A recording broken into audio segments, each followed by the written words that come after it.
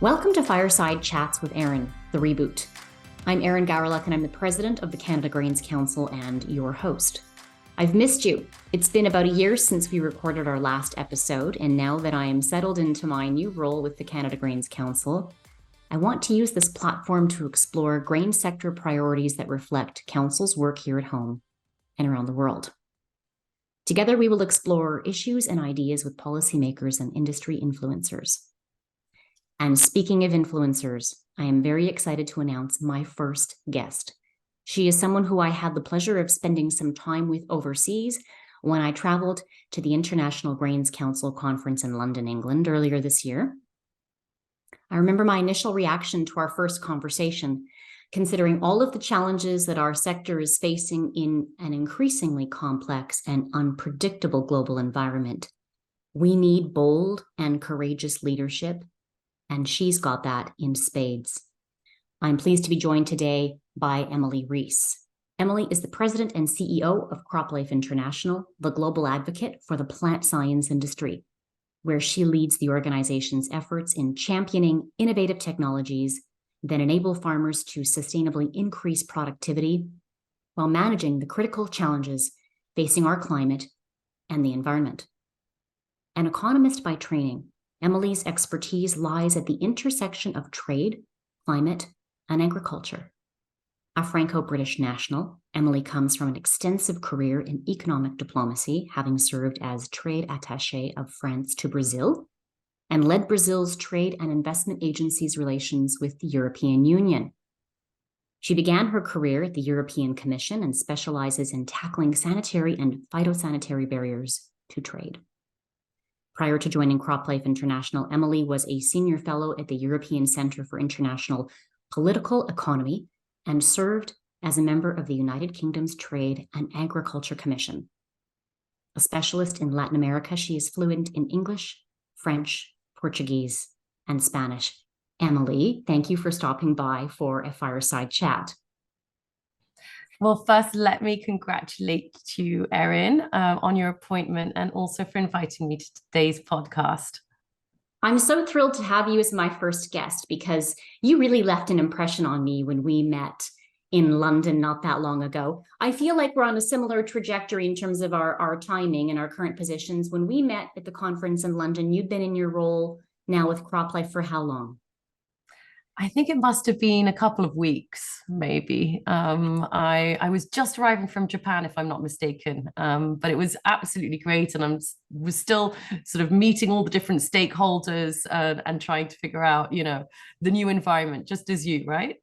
Exactly. I'm going to get to that in a moment. I want to ask you a bit about some of the extensive travels that you've done and the conversations that you've been having with CropLife members across the world, around the world. But when I was first preparing for this interview, I was reflecting on the conversation that you and I had when we met for the first time. And I have to admit, it might surprise you, but I was worried that perhaps we didn't get off on the right foot initially, because there was a moment in our conversation where I feared that I had offended you. We were talking about tackling some of the challenges that our sector is facing, and in particular with respect to the European Union, and we're going to get to that in a moment. But I questioned whether or not CropLife was the stakeholder that was best positioned to respond to a lot of the misinformation on which increasingly policies are being developed. And your response was revealing. You were unapologetic and very proud of the role that your members play in this space, and quite willing, I have since learned, to lean into these very difficult conversations. So I want to open by asking, where does this energy and courage come from?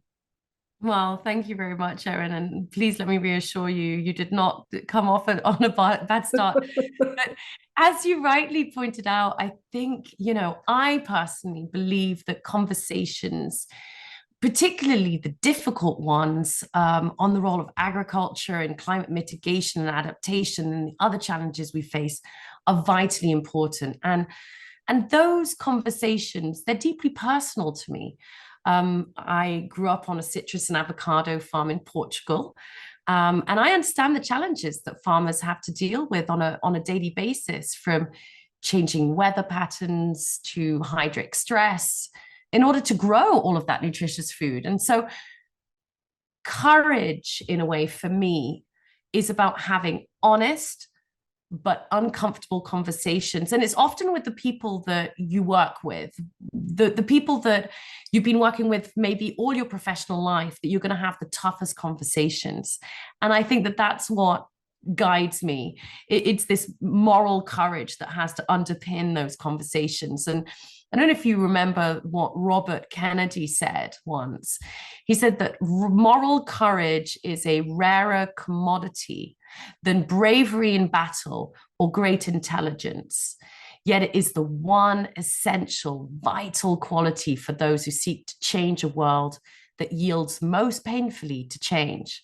And so that really, for me, is grounding. I believe that if we want to change the world, everyone operating in the global food system has to dedicate every effort to, the universally agreed goal of reversing the harms caused by climate change. And so those impacts, the impacts of climate shocks on food security, as well as greenhouse gas emissions from food production and food waste, they require global interventions and solutions.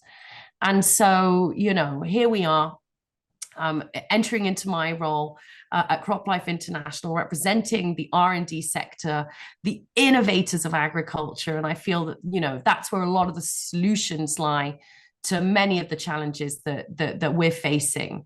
And so, innovation is effectively an opportunity to contribute to people's lives, to nutrition, to health, to well-being, to restore and protect nature, to develop inclusive economies. And I've seen a lot of this firsthand, and I'm always ready to tackle these questions head on. And yes, as you say, it's an absolute privilege to be at the helm of an organization that represents a sector that's on the cutting edge of all of this innovation that the world's going to need. And so, yeah, it's not hard to be courageous when the stakes are that great. I appreciate that perspective. And you were saying when we met, you were coming off the heels of quite a series of back-to-back meetings in a variety of countries around the world. I think you were out to meet with CropLife members shortly after you accepted the position. I know your travels took you to Canada because you joined us for Spring Dialogue Days. I think you were also in the US, South America, Asia, and parts of Europe. Have I missed anything? It was pretty extensive travel, but what an opportunity. I mean, to see agriculture firsthand, meet the stakeholders around the world, meet our members, go to the headquarters, meet leadership, meet farmers. I mean, ultimately, what a blessing, right? To have such an opportunity. And, one of the things that for me was really important was to meet with our members. And our members are the 6 largest agricultural R&D companies in the world. But more importantly, I got the opportunity to meet the women and the men that are actually working to bring the innovation and new understandings about the natural world around us, and plant science, and working in the greenhouses. That for me was just very special. And also to understand how now they're integrating, how sustainability is being integrated as part of discovery of innovation. Again, I'm a greenhouse girl. I enjoy being in greenhouses, seeing how this innovation is happening, and just see it unfold in real time. So it's just been very inspiring. To meet also with the leadership, the visionaries, their views on what we can do to transform also at this critical juncture. And I think that's where we all recognize the urgency, right, of delivering more tools, particularly technically advanced tools, how digital is going to revolutionize agriculture, and what farmers are going to need basically also to respond to a changing climate, right? So again, I was incredibly impressed to meet with our network, but also our members, and to see how everyone's really pushing the envelope out in looking at how to develop technologies that deliver on that promise, right, of agriculture to address food insecurity, adapt to climate change, ensure farmer resilience, and do all of that while protecting the environment. So yes, it was a lot of travel, a lot to take in, also a lot of diversity from one country to another. Looking at some of the innovations firsthand, from more resilient short stature corn, for instance, that gives more protection to extreme weather, to reduce tillage in canola crops in Canada. It was great to be in Canada with you all for the spring dialogues. I learned a lot. It's never sufficient. I can't wait to come back soon to learn more. But once again, I think that the key point is you can see how the world is rethinking resilience and adaptation to climate change, and the role of the agricultural sector in that. Thank you. Was there, reflecting on some of those conversations, in addition to everything that you've just outlined, any common themes, or was there anything that surprised you in the conversations or the experiences that you had during your travels? I think one of the most surprising elements for me was how governments around the world are starting to see food security through a new angle.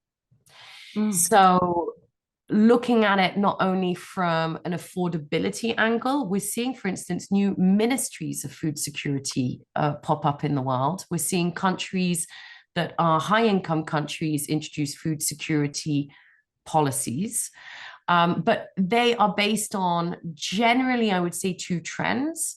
One, which is increasing production at home and securing access to commodities through diversification of trade. And that evidently is where Canada is an important player, in being that resilient and reliable trading partner for many countries around the world. But I would say those really were the two trends that I saw emerge from those trips. And I'm going to ask you a bit more in a moment about that piece with respect to increasing acknowledgement, because I've been curious about how that conversation, if that conversation is evolving in any way with respect to the post-COVID reality and some of the challenges that we're facing with respect to growing food insecurity in a number of countries around the world, and the impact that some of our environmental policies might have on our ability to feed an increasingly hungry global population. So we'll get to that in a moment, but I want to tap into your personal and professional experience, which is extensive, in particular living and working in the European Union. They're an important market for a number of Canadian economies, but I think equally important, what we're starting to see, and correct me if I'm wrong, is the influence that the European Union is having on policies outside of the union itself in other jurisdictions, and what that's going to mean in particular for Canadian businesses, Canadian farmers, and those in other countries around the world. So I'd like to know what you're hearing with respect to next steps for the Green Deal, or the EU's farm to fork strategy, glyphosate renewal, and the latest on plant breeding innovation in the union. Well, there's a lot going on here in Brussels right now, and I'm happy to touch upon the so-called Brussels effect, which is that global regulatory dimension. But I think that what we're seeing right now is a lot of movement actually in Brussels. We're at the tail end now of the summer, so it's about to get all back and active as the Parliament comes back into seating this week. But I would say that there's big changes in the leadership around the Green Deal here in Brussels. So, for instance, Frans Timmermans deciding to go back into politics at home in the Netherlands for the Green and Socialists. In that sense, it's created a new leadership in terms of the Green Deal, with Commissioner Šefčovič, Vice President Šefčovič, now stepping up into that role. And what we're expecting here is, perhaps as we reach the last year of this commission, this administration, before the parliamentary elections of next year in June 2024, is we're expecting there might be a wider turn now to enforcing the legislations that were adopted under the term, rather than looking to open new fronts of policy under the Green Deal. That seems to be the first indications of Vice President Šefčovič. again, there's a lot that's happening, and I can only commend the EU, in its aim to make the continent climate neutral by 2030, boosting green technology, circular economy, and in that sense, I think that there's a lot that's happening in terms of driving this green innovation and transformation in Europe. But in doing so, we also need to ensure that the European Union avoids, I would say, using the Green Deal for protectionist purposes. And I think that there has been in Brussels a lot of attention that's been made to this. But we've also seen a realm of unilateral policies.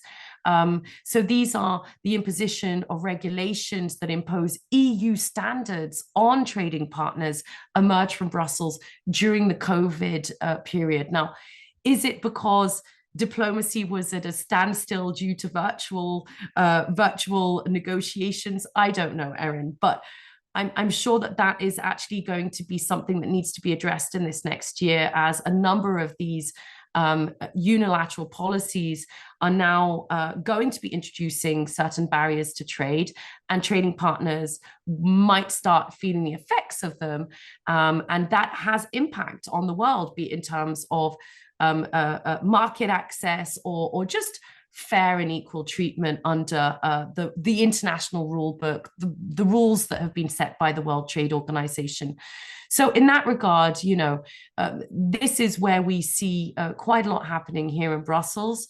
Again, it's an election year, so you can imagine that certain of the polarization that we have observed in the last year might be set to continue. I do hope that we're able to have those honest, difficult conversations in a way that does not necessarily become so polarized.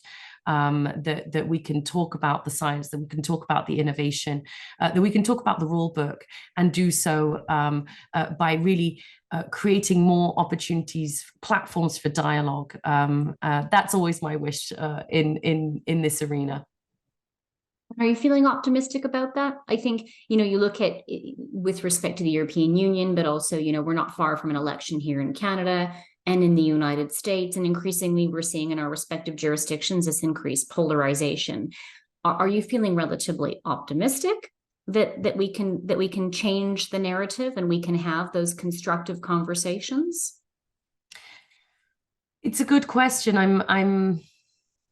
As a European myself, I do hope that, I'm a very positive person in that regard. I do hope that, the next elections will create more vibrant conversations, rather than end up in a polarized policy setting whereby it breaks down any opportunity to have conversations. Again, that's come back to the question of, it's more courageous to have those difficult conversations than to be in opposition, right?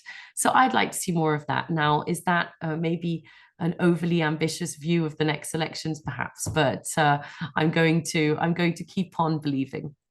We'll wait and see. And it's what we do. It's what we're here for. So hopefully we'll have the opportunity to have those constructive conversations. I want to talk about the impact that these policies are having on farmers, in particular in the European Union, and your members' response to some of those challenges, certainly. But am I correct in my assessment that farmers are already or will soon be experiencing some production losses as a result of their inability to access some of these tools, and the response to that challenge, or at least the increasing concern that will soon be the case? European policymakers appear to be pointing to alternatives, for example, like biopesticides, as a way to address some of those challenges. Well, more tools, we can all agree, are always welcome. Is this realistic in your view? Thanks, Erin. And that's a great question. And I agree that more tools are always welcome, and biopesticides are part of that toolbox. And integrated pest management practices is really what we want to see everywhere. Here, what we're seeing, though, is that there is a concern from farmers relating to drop in productivity. those productivity levels are already challenged right now by those climate shocks that I was referring to earlier. We have had a very hot summer here in south of Europe in particular, that's going to be affecting the harvests of today. And that's where we're going to need new innovation. And I think that this is also coming as part of that conversation. The European Commission is also proposing the new genome technique proposal. We're starting to see a new conversation emerge around innovations. But evidently, farmers in Europe want to know whether, with a projected productivity drop, what's going to happen in terms of protecting them in their own markets from trade that's coming in from the rest of the world. And maybe that, as a premise, it's a question, but maybe it's one question that should be addressed in a much larger setting, because it can easily become a catch-22. Is it not that we should be looking at all of these issues in a much, I would say, more expanded way? Because from the moment that we start accepting the productivity drop, that we start accepting that we need more protectionism, then the knock-on effect can easily become that of requiring those unilateral actions that I mentioned before, the so-called mirror clauses. Well, in that case, everyone should have to produce under the same standards as we do. And that then can create unfair, unequal rules to trade, and also affect international trade in a way that doesn't play by the international trade book. So I think that that's the preoccupation that I see. We have an excellent team in Europe at CropLife Europe that deal with the daily dossiers regarding the sustainable use of pesticides. I'll leave that. It's an ongoing dossier right now. What I look at is more the trade challenge and how it might impact the rest of the world as farmers request also more protection as they lose their access to the toolbox. And I appreciate your background too informs that discussion for you as well. I want to touch on something that you mentioned at the top, because I've always been curious now about how the conversation specifically about sustainability has evolved in the post-COVID world. You talked about the conversations you were having with members and their experience with governments in those respective jurisdictions, and how they're thinking a bit more about the impact that these increasingly geopolitical tensions, unprecedented levels of food security are having, certainly in a number of countries around the world. So to what extent, in your view, in Europe and in other countries, are policymakers considering the broader impact of these decisions, in particular, the impact that these environmental decisions are going to have on increasingly food insecure nations? So I think that from the point of view of Brussels, we're in a very different geographical setting. So I think I have to put that caveat. Ukraine is across the border. And in that regard, my first thoughts when we're talking about Ukraine is first and foremost with the Ukrainian farmers that are really doing their best job right now to plant and harvest under extreme hardship. And also understanding that anything relating to the Black Grain Initiative has knock-on effects in terms of disruption in the markets in neighboring countries. And so if you're looking at it from the policy perspective of Brussels, that does tend to be, I would say, the highlight in terms of how do you manage this? What will be the relationship to Ukraine and to its farming sector in the future? And what is the access that should be afforded to Ukrainian agriculture today? In a way that is extremely pertinent and utterly understandable that that be the priority today. But it does mean that a number of the other questions might not be addressed in a first sense in terms of what is the European Union's role also to feed the world in terms of maintaining productivity levels, because there is also a duty to provide agricultural products to markets and to neighboring countries in particular, and I'm thinking particularly in the South Mediterranean basin. That debate is still not very present right now. I think that that's probably going to mature over the next year. But I think that what we should look at from an international perspective is how the three C's, the COVID, conflict, and climate are all coming together to create a global challenge which places us into a moment of having to build food resilience worldwide. Because food insecurity had been on the rise for 6 years prior to the conflict. And what the conflict did was add to the economic vulnerabilities inflicted by the pandemic.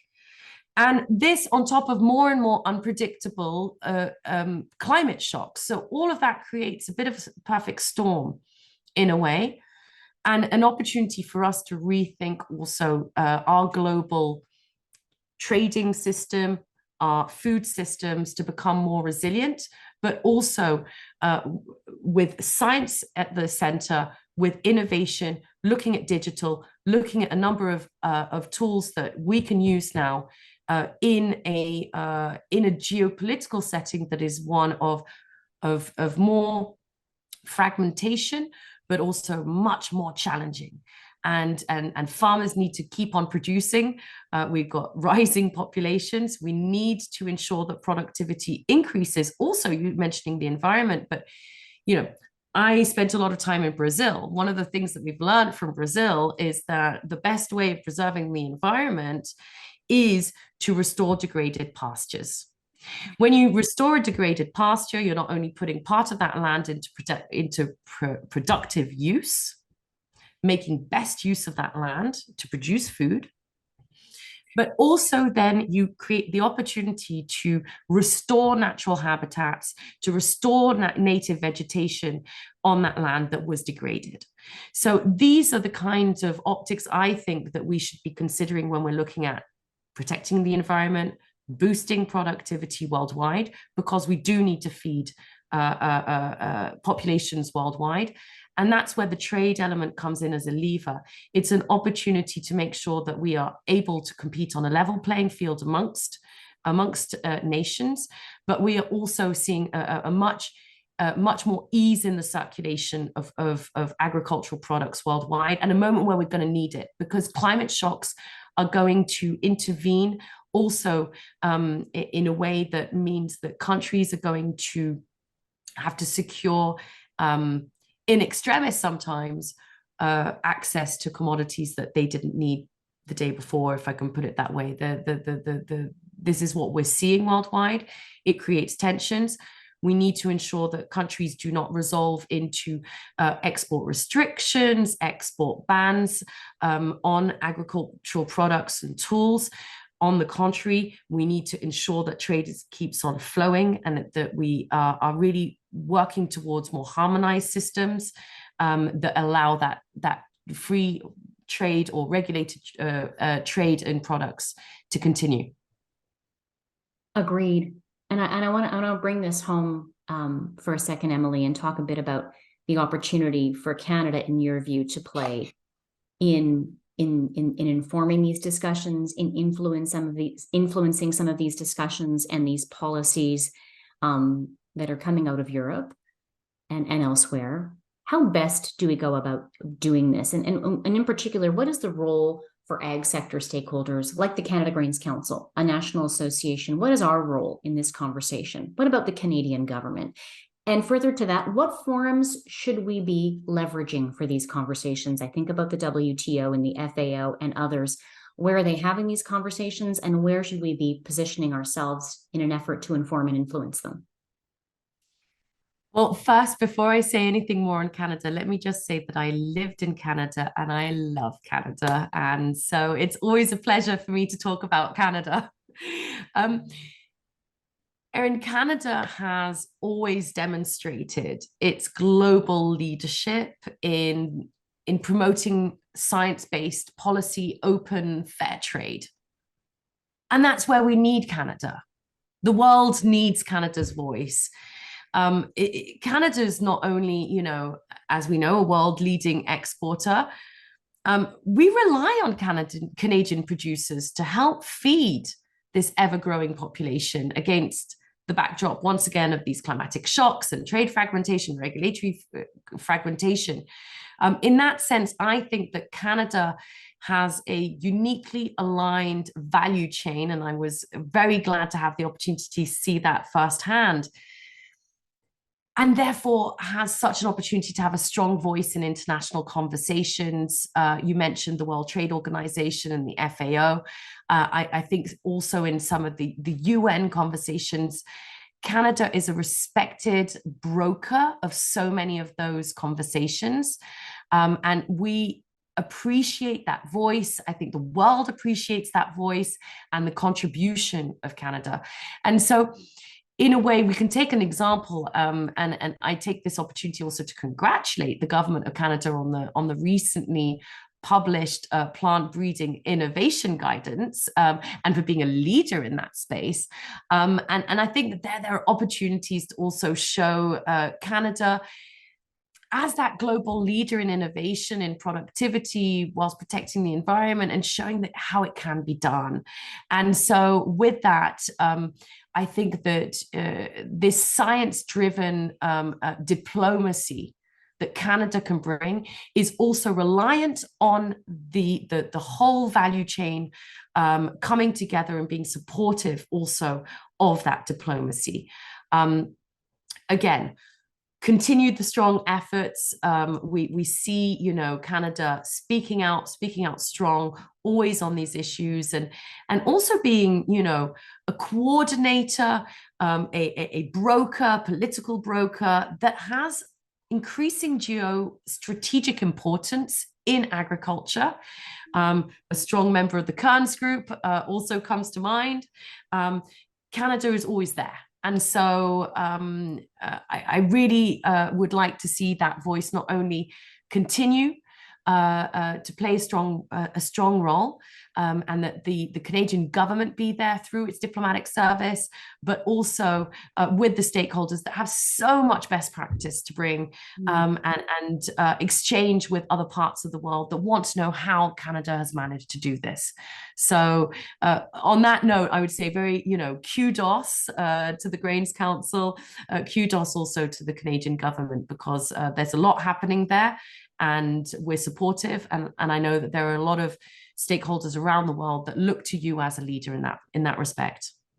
I appreciate that inspiration, and that is what inspired me to want to be in this role with Council, because I have always been most impressed with the way in which the Council has been able to organize and mobilize and bring all of the stakeholders from across the sector together to work to drive common policy. And I like to what you said with respect to science-driven diplomacy. I think there's a real role for Canada there. So we will continue to encourage our federal government to promote the science-driven diplomacy. I appreciate your perspective on the European Union, but I don't want to limit our conversation. So maybe before we switch gears for a closing question, let's step back for a moment. I want to get your perspective on some of the threats and opportunities that you see for Canada as an exporter into other key regions for Canadian commodities, like the Indo-Pacific and ASEAN countries. Yeah, I mean, Canada once again plays a very key role in feeding the Indo-Pacific and the ASEAN region, where we do have some very substantial population increase, and there's always opportunities for diversification of trading partners. We've seen that also with Canada playing a key role with the CPTPP. I know that's a mouthful, but we know how important that is also to the strategy in that region, to trade diversification.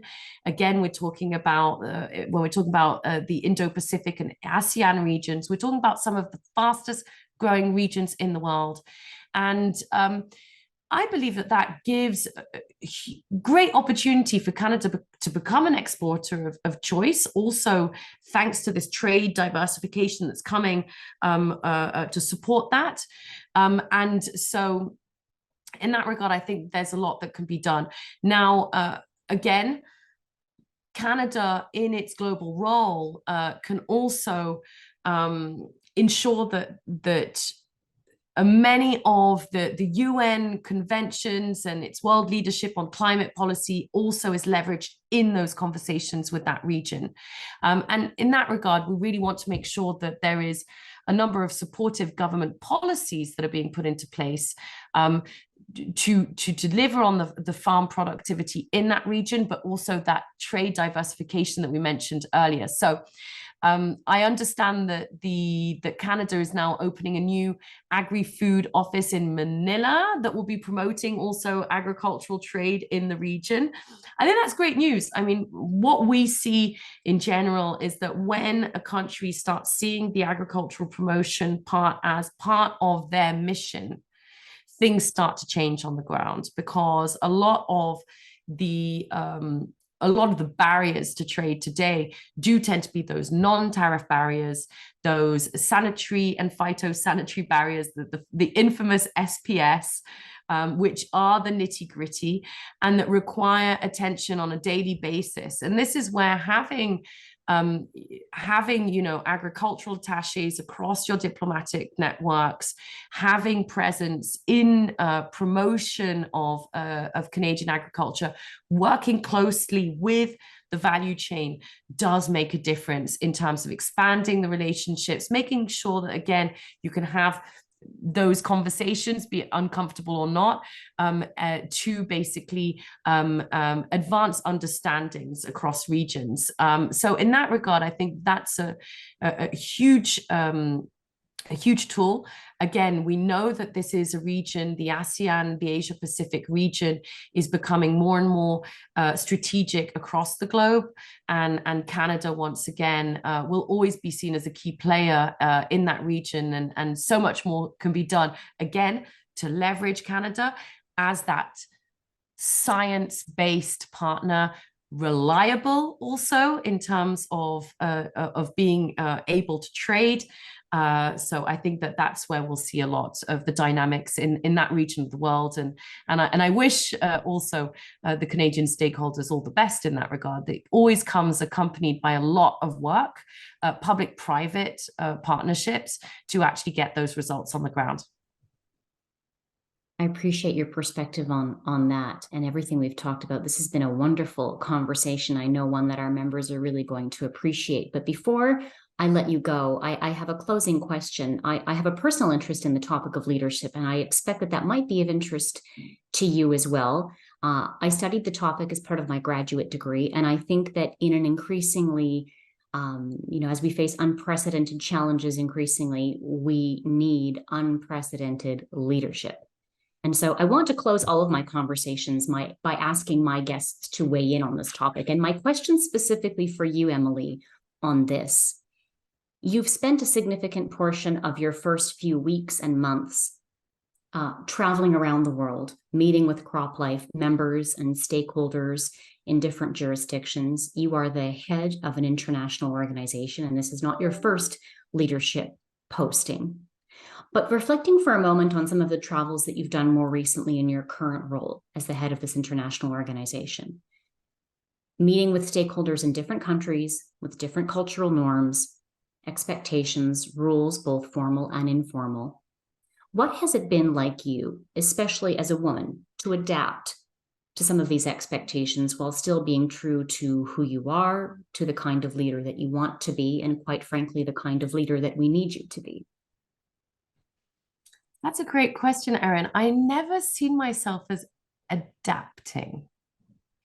So maybe there's maybe that's a question in of itself, right? I come from a very multicultural background. I've always felt very at ease in trying to understand, I think, cross-culturally and be that person in terms of trying to understand where the other person is coming from, but never necessarily in terms of having to adapt any of my behavior in that regard. And I think that women, in a way, play a key role in that. Maybe it's because women are a force of nature to start off with, and that we have the opportunity maybe to dive into these conversations with empathy. I would say the secret is to avoid being prescriptive before going into a conversation. So having the ability to listen and to listen with empathy is always a good way of starting a conversation and being able to get to that spot where you can address some of the difficulties.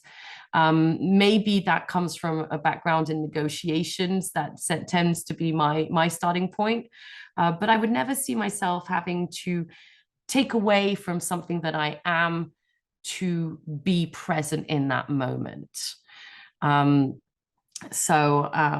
think that there's a lot that we can do in terms of a leadership role. There's a lot of responsibilities that we have as leaders also, to be an example, to be a force for good, and to show to the young women out there that it's possible, Erin, that we can all aspire to leadership, and that there are opportunities for women to grow and to take on organizations, large organizations, and do so with competence, do so with empathy, and do so by listening first.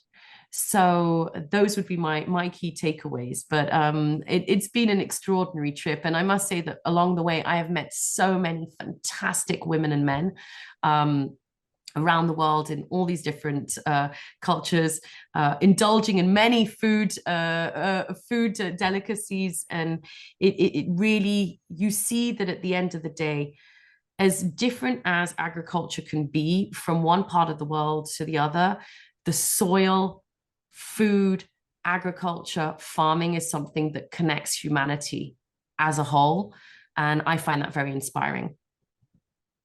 So all of this has been tremendous. I've really enjoyed this conversation on so many levels, both with respect to your perspectives on some of the issues and the challenges that we're trying to address as a sector.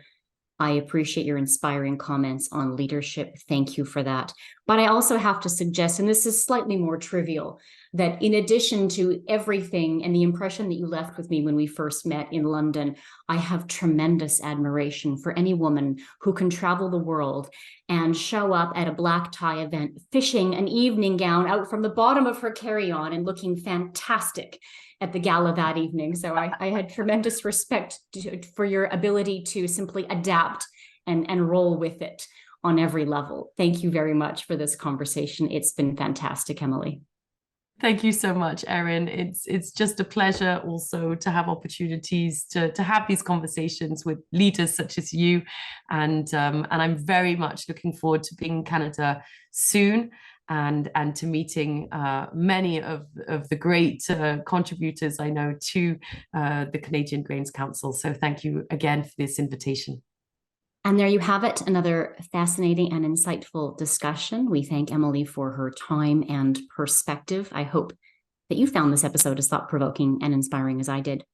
Remember, these Fireside Chats with Erin are monthly, so mark your calendars. We will be back in October with another great conversation. You can connect with us through Twitter or X, perhaps, as it's called now, at canadagraincouncil.ca. That's CDA. Grain Council, to stay up to date on all of the work that we're doing. And stay connected with us for more engaging conversations that delve into the heart of the grain industry. You can catch us on your favorite podcast platforms, Spotify, Apple Music, and YouTube. Just search for Fireside Chats with Erin and hit the subscribe button to never miss an episode. Until next time.